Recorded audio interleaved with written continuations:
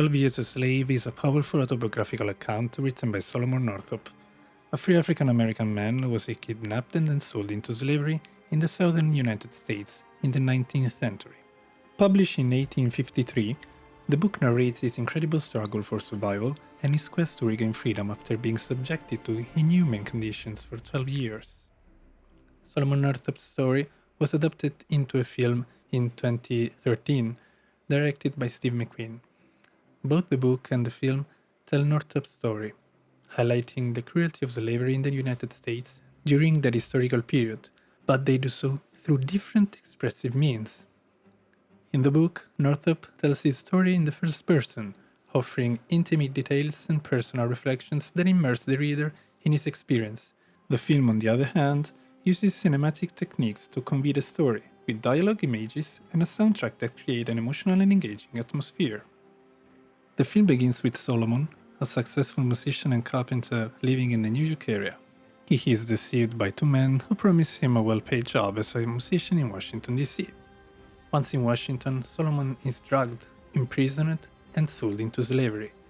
From here, the film follows his experiences, as he is transferred from one master to another, enduring physical and psychological abuse on the cotton plantations of Louisiana.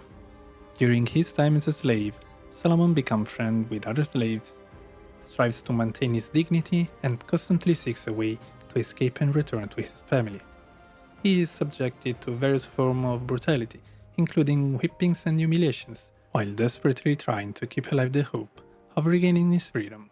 A powerful and symbolic moment in both the book and the film is the sequence where Solomon is hung by his hands and left suspended for hours, a brutal punishment inflicted by his master.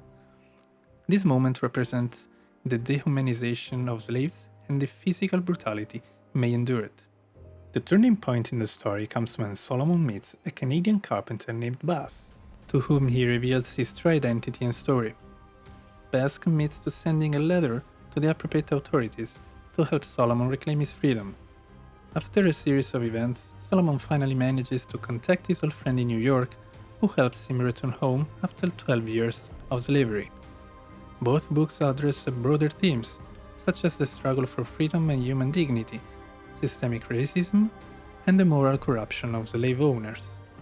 The book delves deeply into these themes through Northup reflections, while the film focuses more on the visual and emotional aspects of the narrative.